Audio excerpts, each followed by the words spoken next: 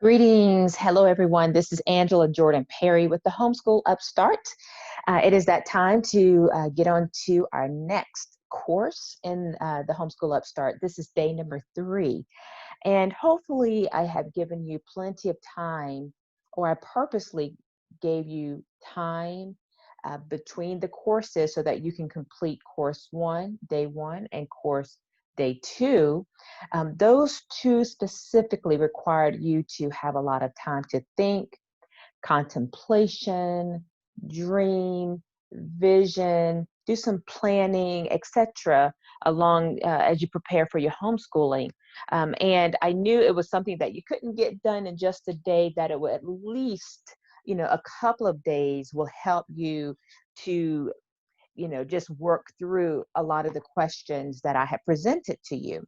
So here we are on day 3, and from here on out, it should go pretty smoothly and quickly, and because the concepts and course discussion is arranged in such, you just have to know the information. Nothing you really have to deeply ponder, consider as you did on day 1 and on day 2.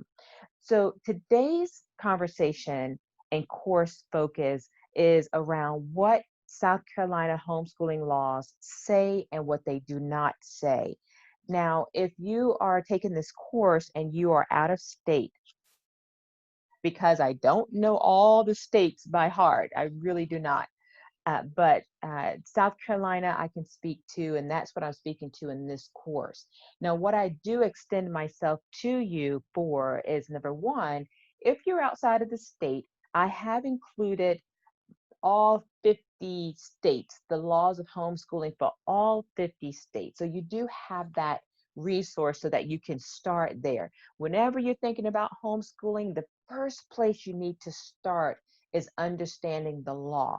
So if you're in South Carolina and you are getting this information as it relates to homeschooling under option 3, and then you move, just know that soon as you move or before you move, I actually did this study before I moved to South Carolina. I wanted to know the laws that surrounded homeschooling because every state has a different law as it relates to homeschooling. Okay. Matter of fact, when my husband was up for promotion and we had several places to consider, I looked at the laws around each of those places. I think one was in New York. I remember that for sure. Another was in New Jersey. Another was in Florida. And then there was one other place in South Carolina. And I actually did my research. Our decision was based on the laws of that state around homeschooling, to be quite honest with you, because I did not want us to go to a state where the laws are very strict and required a lot of, you know, extra stuff that I needed to do that I just didn't want to do or have to deal with. I wanted to know the climate of the homeschooling community in those states. So I reached out and tried to find people who were homeschooling in those states, just to find out how easy it is, how smoothly it is to homeschool in those states. So I would encourage you, if you're not in South Carolina, start with the laws. I put a link in there in the course manual, also in the email, where you can look at those laws by state. And if, like I said, you're thinking about moving, always start with understanding the laws of that state and make sure that's something you want to adhere to. So we're going to dive in and discuss South Carolina homeschooling laws, what they say and what they do not say. Now, I came from Virginia. I was born and raised in Virginia. And then, like I said, we settled here in South Carolina back in 2005. That's how long ago it's been. And when I first got here, I got connected with quite a few groups, homeschooling groups that were online. So you can imagine 2005, Facebook wasn't so savvy as it is now with all these groups. And so what was the big thing then was called a Yahoo group. So it's just like a message board, if you will, maybe a little, it was like I don't know, like a messenger where people could post a question and then other people would come and answer the question and you could dialogue that way. But it was, I guess you can call it like a message board, but it was Yahoo groups. And so I found and connected with quite a few Yahoo groups who their focus was homeschooling. And many of them are still around, I believe. I believe they still are existing. And, but what had happened was that there are so many people who are part of these homeschool groups who homeschool all over the state of South Carolina. And they are members of different homeschool associations. And what would happen is that people would give information or answer a question based on the information they knew from their association, or based on what they thought, or based on what someone else told them that was erroneous. And that information just got turned, passed on and on and on to the next person.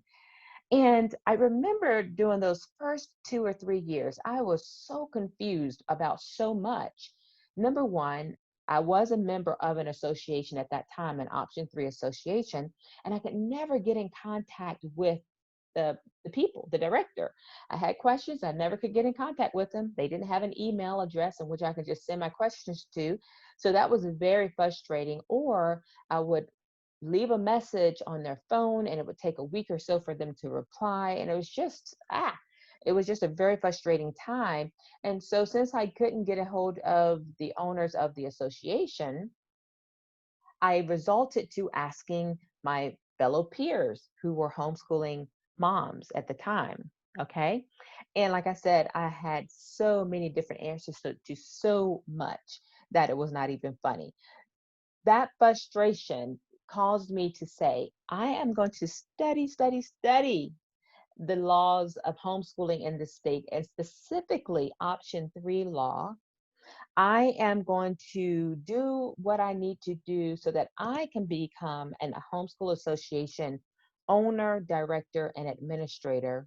And I will serve my people well. I will serve them well. I will make myself available. If they have a question, they can get an answer quickly, pretty quickly. I'm generally pretty good. So I'm on Facebook. I am on, my number for texting is out there. I have a link, a virtual calendar in which if people want to talk to me directly, they can sign up for a day that works best for them, a day and time, and then, just get in contact with me and make this happen. What else? And my email, I check my email. I have it on my phone, my smartphone, so that if I get a message, I can get back to that person right away, because I remember how I felt when I was in the shoes of where my members are, and not being able to get an answer or a question answered or help or guidance or assistance was very, very frustrating, which then birthed this desire to serve the homeschool community well, which also then birthed this desire to have this online course, to be a coach and a guider, guidance counselor, if you will, or provide guidance to those who are homeschooling and new to homeschooling. Nothing is more daunting or nerve-wracking when you are new to homeschooling and you cannot get help. So in this course today, as I mentioned, we're going to discuss what South Carolina homeschooling laws say and do not say. What you're going to learn from this course, basically, what are the Option 3 homeschool laws? What are the gray areas to the homeschooling laws? Getting some clarity of what you must do in order to homeschool legally under South Carolina specifically, but also under your state if you're in a different state, okay? We're going to dissect all of that information very clearly. What information you need to know in order to correct other homeschool families that's floating around with erroneous information. So I am going to give you so much information, you will be well versed and well able to speak truth to where there's falsehood, okay? What the Option 3 law does not say, we're going to dive into that, and then some extra information, okay? So the way I have this week's course, or this day 3 course set up for you, is a fill in the blank. You may want to print your course manual, or If you like to keep everything electronic, you can type right into the course manual, right online, your answers, okay? So what I'm going to do, we're going to go through the first part together, and then I'm going to get to a point I'm going to say you can stop or pause the recording, give your best answer if you like to the following questions. I think we have about 31 questions that I have in here. Yeah, 31, and I may add more. Okay, so right now, as I'm going, it may be 31, but once I'm done this recording, I may add more. We'll see. But I'm going to stop, tell you to pause, and then you can go in and put in your best guess for these answers, and then I will go through and work through it and give you some insights onto it. Okay. All right. So in South Carolina, there are how many different options to homeschool under within this state, to homeschool legally under in the state of South Carolina? How many different options are there? So fill in the blank, because there are 3 different options in which you can homeschool under in the state of South Carolina. I'm going to break those down for you. Option 1, here's your fill in the blank. Option 1 is public school in your home. Okay, doing public school in your home. And basically you have the teacher in public school who's giving instruction to your student, who's assigning homework, who's giving out tests, who's maintaining grades, they're keeping attendance, they're doing everything. You basically have to make sure there's a computer in the house and that that student is in their seat ready to start their school day with public school. That is option 1. And so that looks like K-12, that looks like Connections Academy. Usually one of those 2 are the majors in the state, and most states across the board, across the country. Okay. Option 2, that is, here's your fill in the blank, SCAIS, SCHAIS. It's an acronym. It stands for SCAIS, South Carolina Association of Independent Homeschoolers. That's what that stands for, okay? And so when homeschooling first became a law in the state, everyone had to go under option 2 if they were not doing option 1. They had to go under option 2.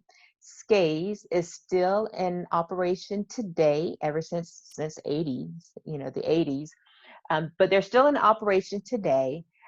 And I won't go through all the details of what option 2 requires, because I am an option 3 director. But what I will let you know is that the responsibilities and expectations and regulations that go along with option 2, many families did not like it. They didn't have a lot more freedoms. They didn't have the freedom that they desired. A lot of things that they were required to do, they said, no, as the home educator, I shouldn't have to do those things. Okay. And so later, option 3 came into law. And option 3 is the home educator or parent or guardian with the GED or higher can then educate their own children in the home. That's what option 3 is. Okay. So I'm going to go through and read option 3 with you. It is in your course manual. Okay, so take a look at it as I go through. So let's read the option 3 law very clearly, very slowly, very slowly, and make sure that you are getting it.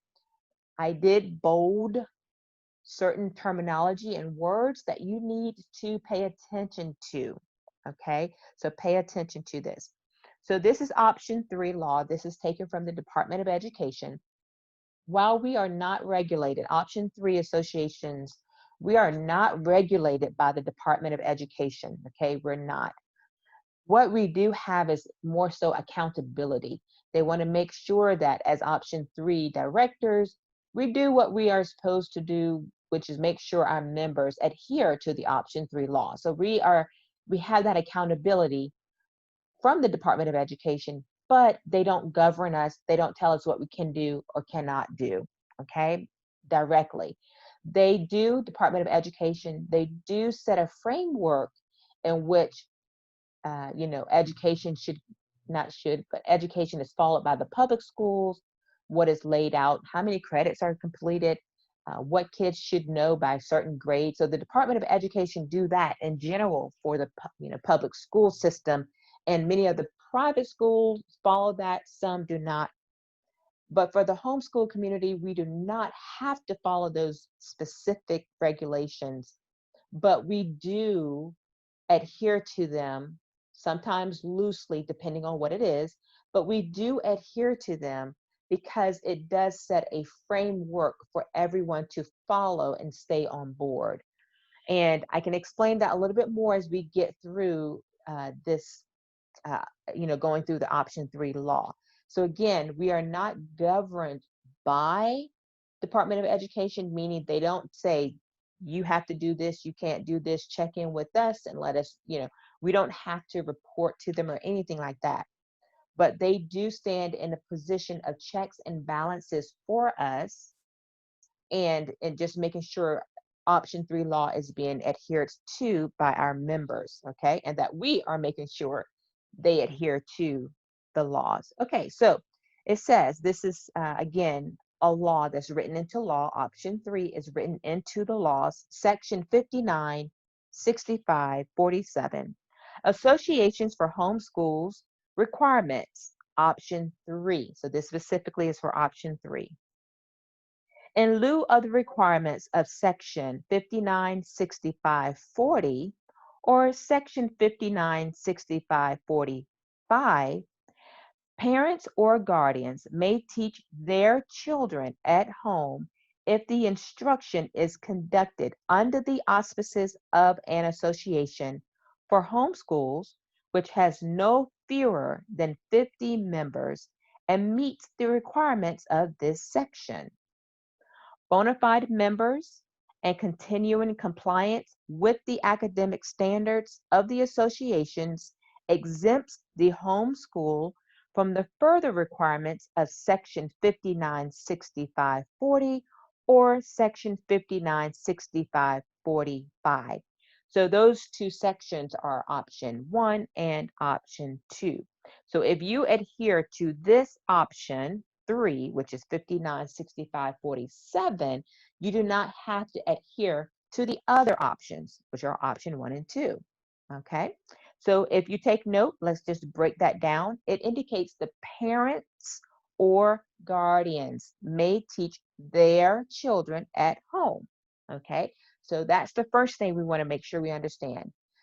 Parents or guardians can teach their own children. You cannot hire someone else to say, here, teach my children, and I don't want to do it, you do it. Okay, so you can't do that. Okay, and it also says the parents or guardians may teach their children at home if the instruction is conducted under the auspices of an association that has under the auspices of an association for homeschools which has no fewer than 50 members and meets the requirements of this section. So as you are members of an option 3 association or my association specifically, United Community of Homeschoolers Unlimited, you are meeting that requirement. You have joined an association. You cannot just decide, I'm going to homeschool because I want to, and then you just begin and you have not joined an association. You can't do that. You have to join an association according to the law, and that association cannot have 50 or, they cannot have fewer than 50 members in their association. So United Community of Homeschoolers Unlimited has way over 50. I've been way over 50 in 6 years since I've been in an organization. I've never gone under 50. And so that's never a problem, has not been a problem, okay? Now we're gonna break down what the law says even further. The State Department of Education shall conduct annually a review of the association standards to ensure that requirements of the association at a minimum include, and then we go through the law. So the Department of Education conducts annually a review. So basically, every year around April, they send us a assurance form that we complete. And the assurance form is basically where I indicate my detailed information, my name, the association name, phone number, the address, if I have a fax, uh, website. I provide all of that information, and then they go through the law, just like what I'm going to do, and they have me initial to indicate that I am going to ensure that my members are aware of this information. And what I do is I make sure that the law, this option 3 law that we're going to break down, is on your membership package, is on the website, is on the newsletters, it's in the parent handbook. I have it so many places that members have no reason to say, I didn't know. And I even have it on YouTube and video. So I'm constantly going through the law to ensure that you are aware of what the South Carolina laws require. Okay, here we go. So I'm going to say that again. The State Department of Education shall conduct annually a review of the association standards to ensure that requirements of the association at a minimum include. Here's the minimum I have to include. So that lets you know right there, this is a minimum. I can add additional things into membership and require additional things if I desire of my members to adhere to. But at a minimum, I have to make sure that A, a parent must hold at least a high school diploma or the equivalent general education development, which is a GED certificate. Okay. So on my application, I have you indicate, do you have a GED, a high school diploma, or college? You have to check one of those, because as you do, you are saying, I am adhering to what is required of the law by either having one of those 3 things, a GED, a high school diploma, or a college degree. Now, if you're from another country and you finish the requirements of that country, what they say you must have to graduate, then you can certainly put down a high school diploma. Okay. So I do have many members who are from Russia, or they're from somewhere in Europe or Africa, or what have you, and they don't have a state American diploma, but they did complete school in another country. So that suffices as well. There are option 3 associations who require the parent to furnish this diploma, or furnish the GED, or furnish the college diploma. Okay. Now, if you are a former homeschool student who graduated out of homeschool and now you're a parent who's also homeschooling, you received a transcript. You didn't receive a high school diploma, you didn't receive a GED, you didn't receive a college, degree, but you receive your transcript, which is what homeschoolers receive when they're done schooling, a transcript, at least in the state of South Carolina. Okay.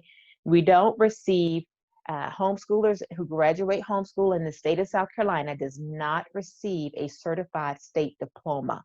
They receive their transcript. The parent can generate that transcript, or your association can generate that transcript for you.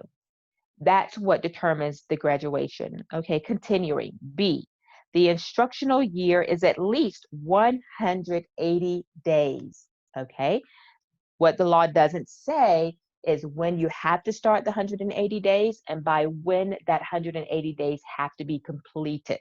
It just says 180 days. So you can start in October and count through, reach your 180 days. Your school days can be Monday, Tuesday, Wednesday, Friday, Sunday until you reach 180 days. Your school week could be Monday through Sunday, and you continue until you reach 180 days. So an instructional year, so a complete 180 days is a instructional year that's completed. So if you reach 180 days, in your school year, you're done, and you can start right after that and start your next 180 days and start into your next instructional year. So in essence, because there's, uh, you know, 352 days in the year, you can, really almost complete 2 school years, 2 years in 1 school year, 2 school years in 1 calendar year, almost, it's a little bit extra. So just keep that in mind when you are schooling. It's possible to do 2 years in a year, especially if you school year around. And there are families who school year round, meaning they may start in August, reach their 180 days in April, next day start right back up and continue and go all the way through the summer and start all the way through until August. Okay. Now, some high schoolers can easily complete 2 school years in 1 year if they study by semester. Okay. By semester. And what that looks like is almost the same setup as what you would imagine a college is set up. So in college, you complete a whole semester of study in a semester, and then you're done with those subjects. You completed them all. And then the next semester, you start another slew of studies and you finish those in semester. So while that was your freshman year, for a college, they completed 2 semesters of schoolwork. Well, the same thing can apply in homeschool. So you can do a whole semester, a whole year's of work in a semester if the student's academically strong. So they've completed their 11th grade year in 1 semester, and then they can go to the next semester and complete their 12th grade year. That's a lot of work, a lot of subjects you want to consider completing, but it can be done. All right. C, the curriculum includes, but is not limited to, the basic instructional areas of reading, writing, mathematics, science, and social studies. And in grades 7 through 12, composition and literature. So basically what happens is once they're 7th grade to 12th grade, the reading and writing changes to composition and literature. Now, you don't see the word spelling, you don't see the words PE, you don't see the terminology of what else? Computer programming, computer keyboarding, nothing of this typing. You don't see that terminology there under those required subjects that you have to instruct in.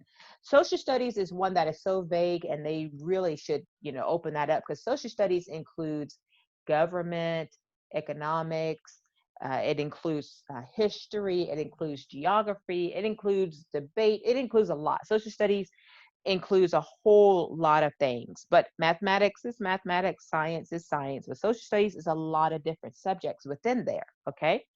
But what you don't see is English, okay? You don't see that, and you don't see, like I said, spelling, you don't see comprehension, nothing like that. However, if you're wanting to have a well-rounded study, academic studying for your students, you're going to decide if you're going to include spelling. You want to, English is a given, it doesn't say English, but English should be included in your studies. Writing should be included, well, it does say writing, but I was going to say cursive writing, like, manuscript or PE. All of those things are not included there. However, under the Department of Education, what they require for their public school spells out all of that stuff. So we generally say, okay, parents, you want to most likely do what the Department of Education has in there and their paperwork that indicates what their students have to do in public school and private school. It wouldn't hurt for you to do it as well. Okay. Let's move on to D. Educational records shall be maintained by the parent teacher. Who is to maintain that? The parent. So for my association, you do not have to turn in paperwork for me. All of these things we're about to go through that indicates what you have to maintain.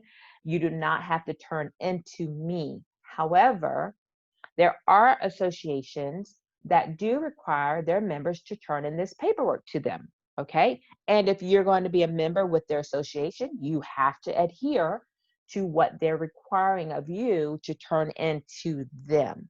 Okay. My association, I do not do that right now. I don't have any reason why I should. So I would keep it as it is. So you do not have to turn it into me, but you must maintain these records. All right. What's the first thing? Number one, a plan book, diary, or other record indicating subjects taught and activities in which the student and parent teacher is engaged. Okay.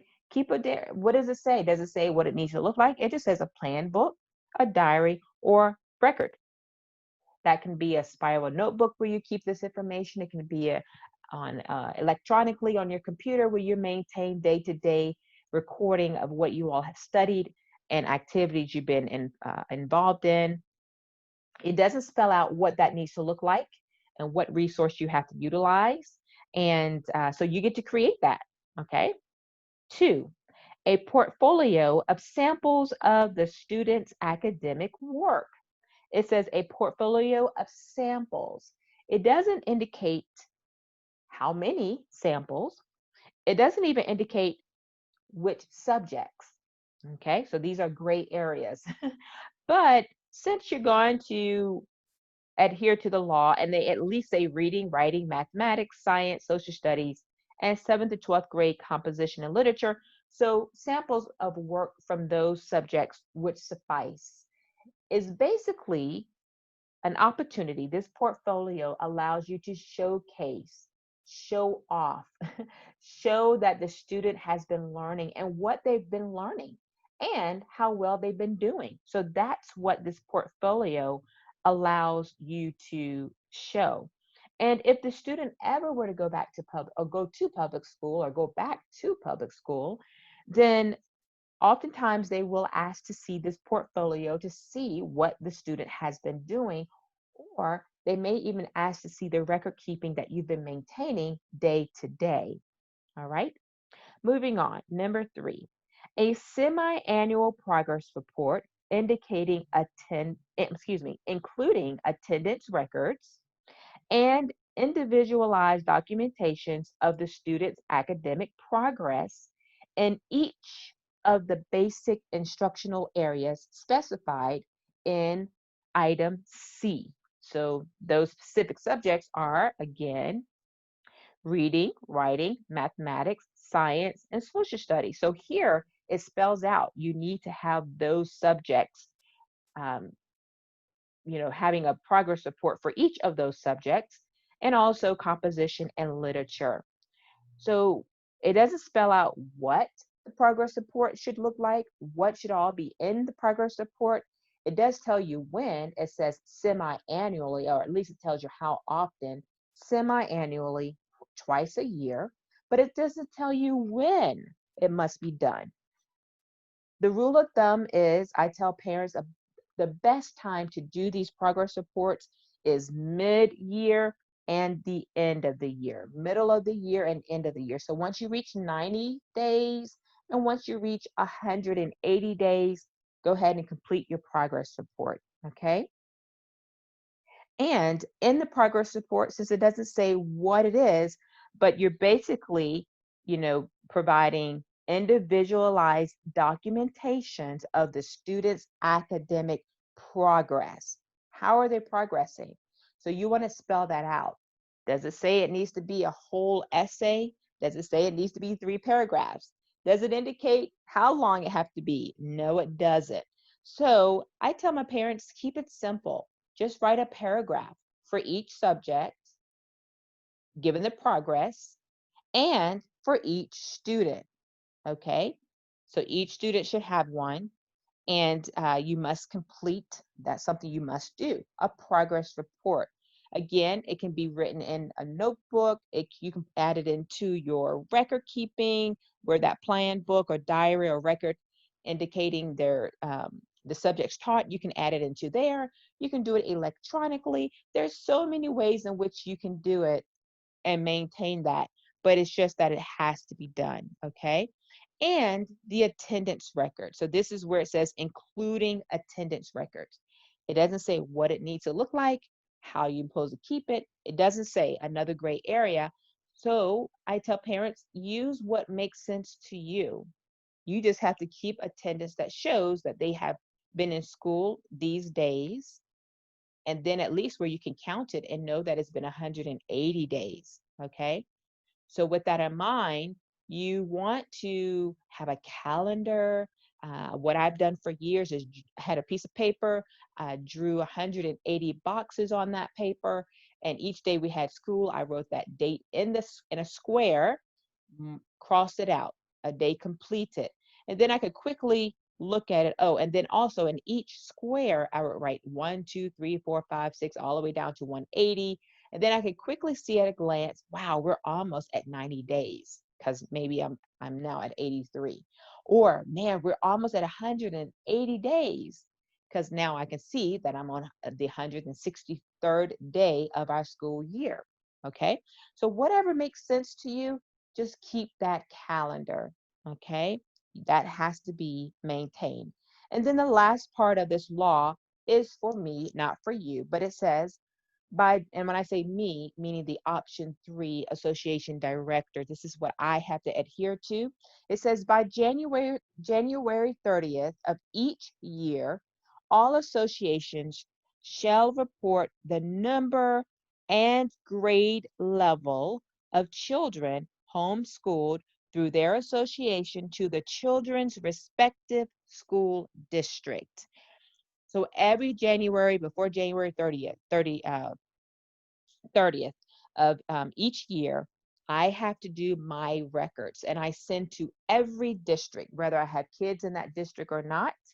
I indicate the number of children I have in each grade level. So that looks like kindergarten, maybe a Spartanburg District 1. In kindergarten, I have 20 kindergartners. First grade, I have 18.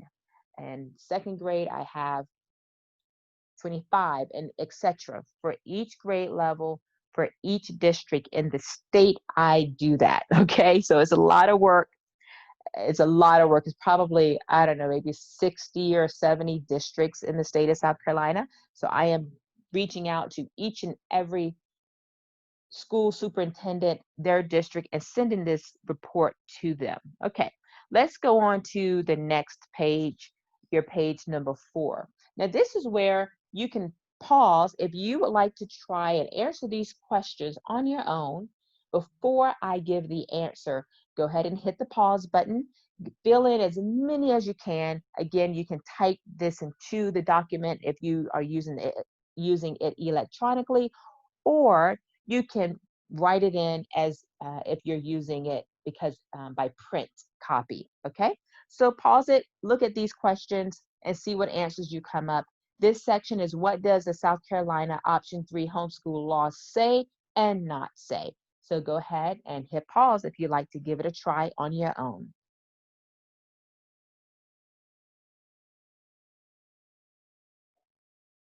Okay, so hopefully you are now back and we can dive into this. So number one, what is the required number of hours per day to homeschool? Great. The law does not say anything about the required number of hours. So you can hopefully you put nothing. There's no required hours. Under option 1 and option 2, there are, but under option 3, there's no required number of hours a day. Number 2, what time must your homeschool day end? Well, the option 3 law does not say what time your day end. So some families, maybe they're not morning people and they will start their school day at 1 o'clock and they won't end till 4. Some families are early birds and they get up at 7, and then by 11, definitely by noon, they're done. Or by 10, they're done. So you get to choose. Number 3, what days of the week must you homeschool? The law does not say that you have to do a Monday, Tuesday, Wednesday, Thursday, and Friday school week. It doesn't say. So you have the freedom to school around your schedule, around your life, you have to reach 180 days, okay? So if you are a working parent, or both parents are working, and on Thursdays and Fridays, you're always going to be working. So maybe you will want to have school on Monday, Tuesday, Wednesday, and Saturday, and take off those days on Sunday, or maybe add in Sunday. You have the freedom to choose which days. Number 4, who can teach your children? Well, the option 3 law does say parent or guardian, okay? Those are the ones who can teach your children. However, here's the gray area. It doesn't say that you can't utilize the assistance of a tutor. It doesn't even say you can't utilize the assistance of a friend or a neighbor to help you, but you have to be the home educator that is signed up and registered as a homeschool parent under the auspices of an Option 3 association where you're legally homeschooling. So you have to. If you hire tutors or those to assist you on some level, they do not have to sign up and register with an association, but you do because you're the parent or guardian, okay? Number 5, when must your homeschool year begin? Well, the option 3 law for homeschooling does not say when your year have to begin. So you can begin your year in August, September, October, November, December. I have some members who start in January and go from January to September. So you have all the freedom to choose when you will begin. And following question, when must your homeschool year end? The law doesn't say. So likewise, the goal is the 180 days from whenever you start. You have to complete 180 days within a calendar year. Number 7, when must your child be vaccinated? Yeah, the law doesn't speak to that. So as homeschool parents, you do not have to adhere to vaccination requirements and all of this. You just have to make sure that you adhere to the fact that you are the parent or guardian and that your children are that you're homeschooling under the auspices of an association. Vaccinations are not needed. And I will further say that, I am not a vaccinator of my children. We don't do vaccinations. And I will say that my child who went off to college, or all the two who went to college, there was no big problem with them not being vaccinated and them allowing them to attend school. Okay.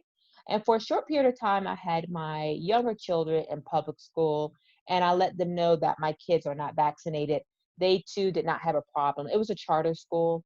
They didn't have a problem that they were not vaccinated. They just said if there was an outbreak of any sort in the school, they would let us know so that I could choose to keep them home, which I always think is so interesting. If there's an outbreak in the school of some kind of illness, and the outbreak came from all the kids who were vaccinated, and my kids are not vaccinated and they didn't cause the outbreak. I always think that is very, very interesting. Outbreaks happening from kids or children who are vaccinated already. I don't know. I guess it can happen. But vaccination is not a requirement when you're homeschooling. Number 8, which subjects must be taught? Well, as we mentioned before, the subjects that are required are reading, writing, mathematics, science, and social studies. And once you're 7th to 12th grade, you have to add in literature and composition. Now, once they are high school years, I will say in the high school years, and even in middle school, there are additional subjects you will want to add, just like what Department of Education requires for public school. When they're in high school, they do want to see, or colleges do want to see, certain things on their report card, on their transcript, excuse me. Foreign languages, computer science, so many electives to show that the child is well-rounded. So there are other subjects that need to be added in there that the law, option 3 law, does not indicate. Number 10. Oh, I'm sorry, I go back to number 9. It's different. It says, which subjects cannot be taught? Well, the law doesn't say anything of what cannot be taught. You are the home educator. You can choose to add in whatever subjects tickles your fancy and whatever subject you like to have in your schooling, okay? You can add it in there. All right, number 10. Uh, when must required testing be completed? Well, the beautiful thing in homeschooling, there's no required testing. There's no end of the year testing. There's no go back to the public school and test or go to public school and test. There's no required testing at all. There will be required testing if your student chooses to go on to college, specifically a 4-year university. They will want to see an ACT and or an let's say that again, an ACT test scores or SAT test scores in order for them to enter the school. A lot of schools are starting to do away with the ACT and SAT tests, but there are some who still require those, and so the student, high school student, will have to get those tests completed, and that's something that's done nationally. So you just basically go online to the website for act.org or SAT. That one is collegeboard.com or .org. That's where you would go to sign them up and register and pay for them to take those tests. But other than that, there's no required testing. Number 11, how are you to assign grades for work completed? Well, the law doesn't speak to assigning grades, and this is one of the tricky areas for homeschoolers because my expectations of a student receiving an A and another parent's expectations of their students receiving an A may look different. So I may require a lot of work for a student to receive an A, where another parent may not require so much work for their student to receive an A, but they both receive an A. So it's tricky because the comparison and how to keep it even Steven across the board is not anything that's etched in stone. So you get to decide the grades that you assign to your students. Now, personally, I never worried about assigning grades to my kids until they were on high school level. I mean, I do give them a grade for spelling, but other than that, all their subjects and all of their work, I am focused on mastery, ensuring that they understand the work. So if they understand the work, they're always going to pass with a passing grade. So is it odd? I had a parent ask me the other day, is it odd to see a student with hundreds in all of their subjects? Nope, not for homeschoolers because we focus on mastery. Now, depending on how you divvy out that grade, do you do grades based on tests? Do you do grades, when I say tests, meaning like the end of a chapter test or something like that? Or do you do grades based on assignments completed? Do you do grades based on them being engaged and focused in on their schoolwork? You get to decide how you are going to give them a grade. So for me, no grades in elementary years. We're just learning. We're going to keep learning and mastery. I'm going to make sure they understand it before we move on to the next concept. And once they get into high school, then depending on the subject, depends on how I will assess their grade. So in math, it's generally the tests at the end of each chapter, and then I accumulate their grades. For writing, it's just based on their writing assignments. For literature, did you read all of the books that I assigned for you to read, etc. So it varies from subject to subject and their age level. Okay, all right. Number 12, do you have to report failing grades? You don't have to report failing grades. But for example, if it's math and initially the student got a 59, and then you said, okay, that wasn't good. We're going to spend the next 3 months going through this whole math again, making sure you understand it. And then the next time they get an 89, you can report the 89 and not the 59. Okay, it's completely okay. You don't have to report that to me. It'll be in your paperwork. It will be in your progress report. It will be wherever you would keep record of that progress. That's completely up to you. Number 13, who are you to report to if you'd like to skip your child a grade level? That's completely up to you. You don't have to report it to the public school. You don't have to report it to the private school. You don't have to report it to me. But I do like my parents to at least let me know on the documentation that, um, Sandra was second grade. And then the next year, Sandra was fourth grade. And usually parents would put a little note and say, Sandra was able to skip third grade because she was strong in her academics, something like that. But you don't have to report to anyone if you choose to move your child up a grade. And the next question is, who do you report to if you decide to hold your child back in a specific grade level? You don't have to report that to anyone either. I do have parents who ask me all the time, especially parents who have children coming from public school and going to homeschool, and they realize that there's a lot of deficits in their education, and they decide, I'm going to hold them back, or we're going to go back to the third grade, or we're going to go back to first grade, even if they're fifth grade, and maybe in math they want to go back, start at first grade and work themselves up to make sure the student doesn't have any holes in their learning. And I'm completely okay with that. And I say, go for it. It's completely up to you. And I just give them some guidance on how to keep that record keeping, or if they're going to do a report card or what have you. I just, work through with each case individually on what they need to make sure is in place. Okay. But as the home educator, you have that freedom and power to move up a grade or to hold back a grade. And it's not uncommon for a homeschooler to be one grade level in one subject and another grade level in another subject. Okay, so don't feel like everyone, if they're in third grade, every subject has to be third grade. Maybe they are seventh grade reading. Maybe they are seventh grade, I don't know, English, but they're third grade math. It really just depends on the student and where they are academically and where you want them to be and bring focus to. Okay. All right. Number 15. What age can you begin officially home educating your child? It's up to you. The law does not say, but option 3 law does not say, but what we do to give attention to is what the Department of Education do for public school.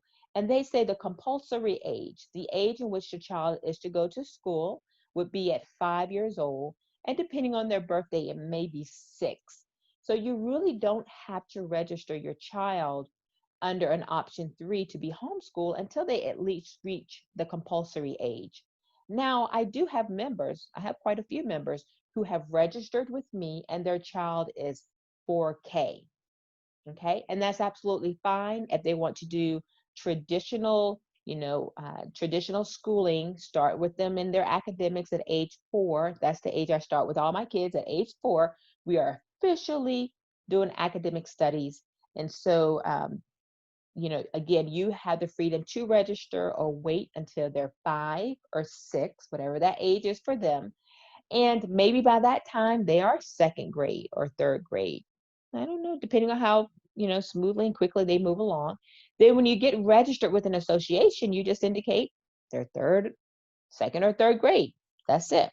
And if the association director asks questions, I don't usually ask questions. I just say, okay, maybe I do. I will just confirm that, by their age, they should be 1 grade, but you have this grade on their paperwork, which is correct, because it could be an error. So I do confirm that. Okay.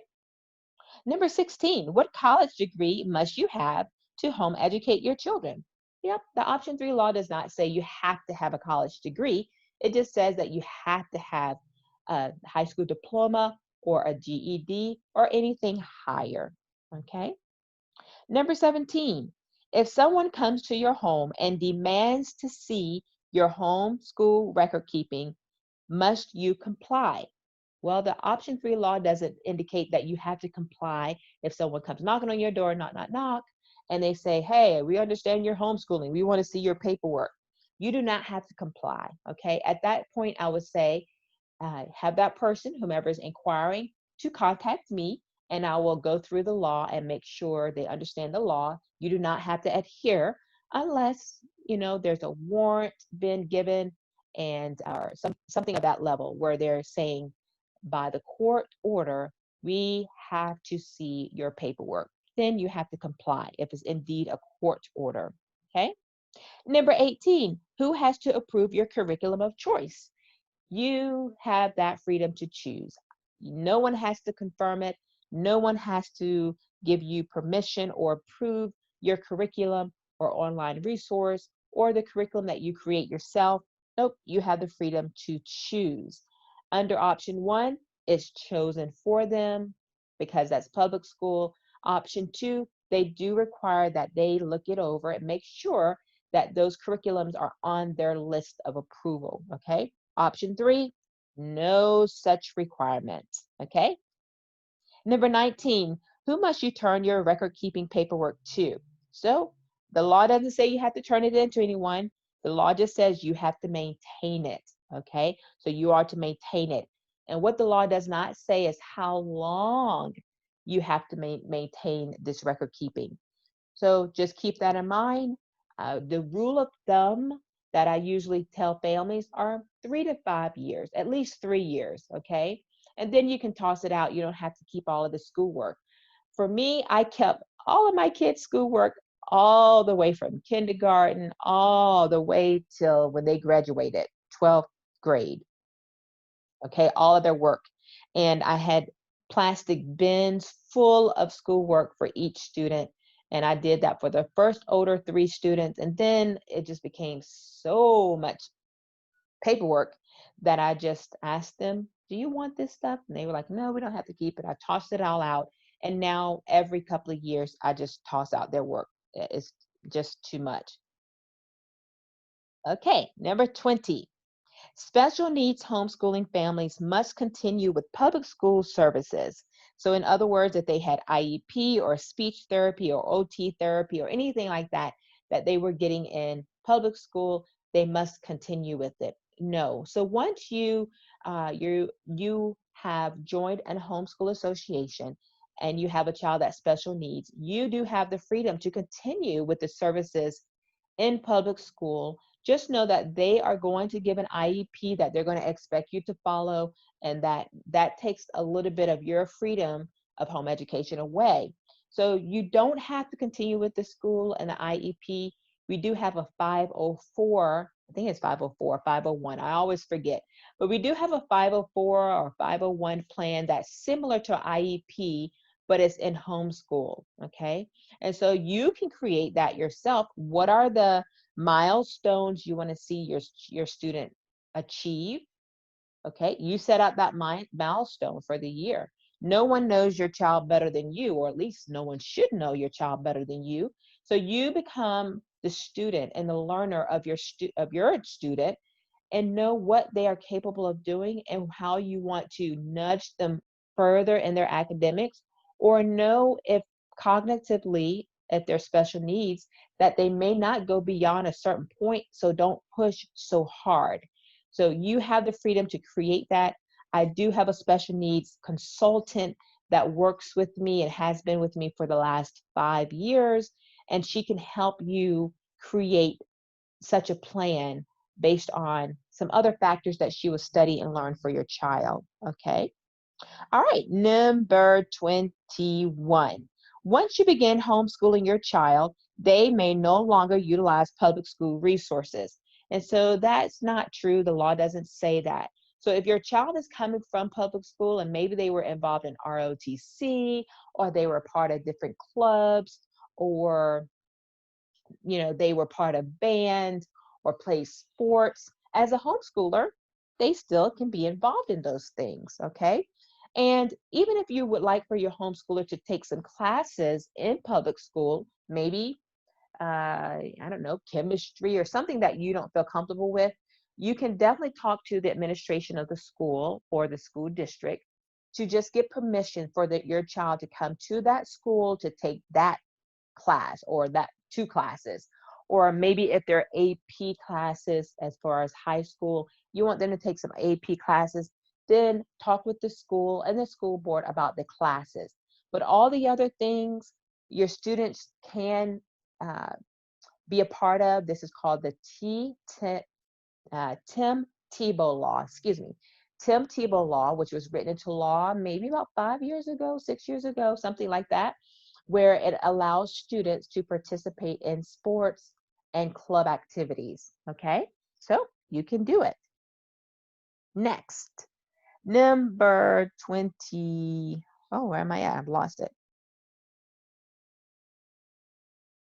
Yep, 22. How many sheets of academic work must be included in the student's portfolio? Yeah, as I mentioned before, it doesn't say how many sheets, maybe 2 different sheets of math, 2 different sheets of geography or history or writing. It doesn't say. You get to decide, but you definitely don't need to have a whole lot, just some samples, okay? Number 24, what must you use to maintain your attendance record? And as I mentioned before, you can create whatever you desire. You can create a calendar, you can create some squares on a sheet of paper, you can use it electronically, keep an electronic calendar. It's just up to you, but you just have to maintain attendance. 25, must a progress report be completed for each of your students? So hopefully you said yes. Each student should have their own progress reports for each subject that they were taught in. How soon can you start into your next homeschooling year?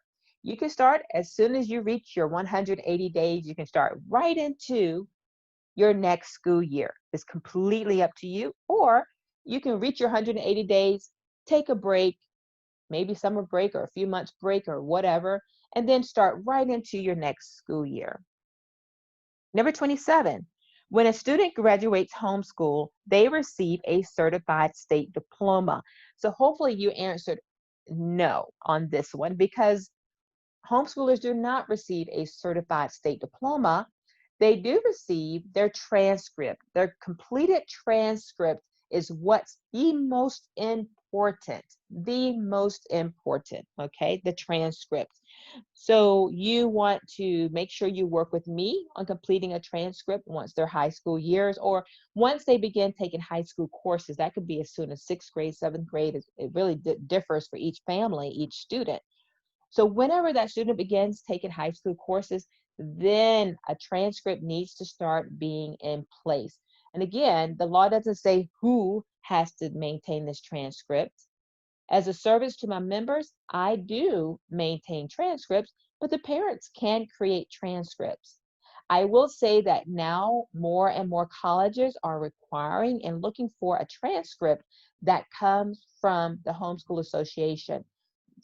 Many of them are starting not to accept the parent transcript. So just keep that in mind, in the back of your mind, okay? Number 28, homeschoolers are not permitted to go to college nor apply for scholarships.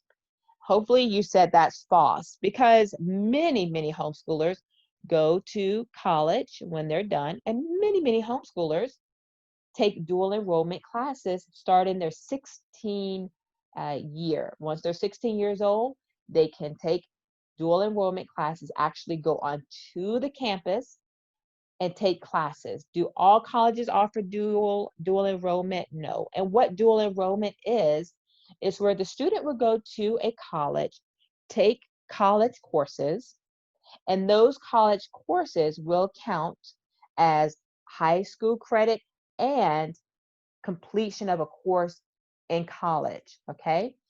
Most all colleges have a certain number of classes a student can take. Generally, it's 2 college classes a semester. So they don't want you here in South Carolina anyway, for your student to take so many classes that now they have earned associate's degree and they haven't finished. Now, I will say that it is possible to do that still.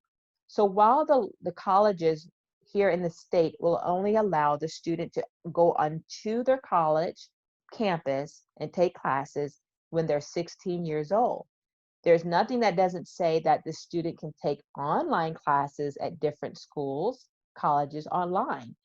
So if you wanted to have your student take 2 classes on campus in your area, but then take 4 classes online at a college, you certainly can do that, and the student can earn their associate's degree before they're even done with homeschooling, their 12th grade year. So that is possible. the only thing to it is that you just have to have the money to pay for your student to take those classes. And if you do, great. And if you don't, then you just, may have to make it work how you want to have it work. Okay. All right. And going on to question number 29, homeschoolers cannot enter the military after they graduate homeschool. Hopefully you wrote false, because homeschoolers can go into the military. My son went into the military at 17. We signed the paperwork. He was done school at 16, and but he could not go into the military until he was 17, and we signed paperwork so he could go. Now, the interesting thing is, a lot of military installations, the recruiting centers, they really don't get a lot of homeschoolers come through. Okay. And so depending on the recruiter, they may have no clue what to do with that homeschooler and what they need to see. Because as I mentioned to you before, they're used to asking for a high school diploma from public school students who are entering and wanting to go into the military. Well, homeschoolers don't get a diploma. So like my son, when it was for him, the recruiter didn't know what to do. He had to call his higher commander to find out, what do I get from the student, because they don't get a diploma. And I said, it's the transcript. The transcript is what's important when you homeschool. So after a day, I think it took, or two, they finally came back and said, okay, let's see the transcript. This will suffice. And then we're given the test, the ASVAB test, and then he's all good to go.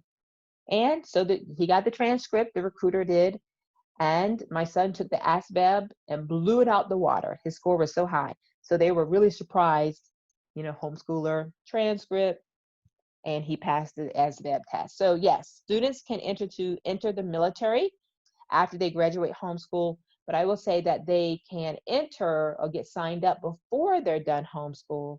They have to at least be 17 years old in order to be officially in the military.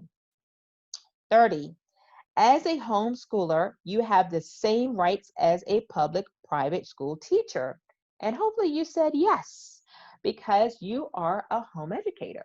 They are public school educators or private school educators. You are a home educator. Even if you don't have a degree that allows you to teach, or say you can teach, or a degree in a certain subject. So what that means is that you have your membership card as a member with my association, or your membership letter, okay? But your card suffices just as well. And when you see any type of perk for a public school teacher or a private school teacher or college professor or what have you, you can show your home educator's card and receive the same perk. So when teacher appreciation day happens and everyone has all these discounts and free meals for teacher appreciation, you can take your little cell phone up there with your membership card and say, I am a home educator, and they would give you the same discount. Barnes and Noble would give you the discount as a home educator. A lot of places would give you a discount as a home educator. You just have to ask, okay? Ask. And then question number 31, the last one. You must receive approval from the option 3 director before you can choose your curriculum. And as mentioned before, you do not have to seek my approval of your curriculum. You get to choose. Will you use virtual, online, use curriculum books? Will you use your own resource, meaning you create the curriculum yourself, or will you use the library? You get to decide. Oh, how beautiful it is to be a home educator under option 3. You have such freedoms. You have all these creative ways in which you can choose to homeschool your child. Now you just got to do the work. Okay. Now, as I have gone through this option 3, hopefully a lot of things have been cleared up for you. And if you hear any parents that say, hey, that's not what my association does, or that's not right, or my association requires testing at the end of the year, or I have to turn in my paperwork. You haven't turned in your paperwork? Oh my goodness, you're going to be in trouble. Any kind of terminology or stuff like that, just go back to what you know. What does the law say? if there's any gray areas in the option 3 law, and what does it not say. That will always help you and guide you and steer you in the right way when you're in conversations with people or when someone's trying to tell you what you have to do as a home educator. You have the ability to speak into that, speak truth to their era or correct information to their era. Okay? All right. If you have questions, be sure to click on the little button in your email that says, questions for Angela. Contact Angela with questions, or email me at hi, is hi, at thehomeschoolupstart.com. Any of your questions, just be sure to get those to me there.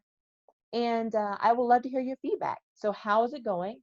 How are you enjoying it? How has this guidance and coaching been for you? All right, take care. And again, this is Angela Jordan Perry, helping you get upstarted on the right path and journey in your homeschooling journey. Take care. Peace.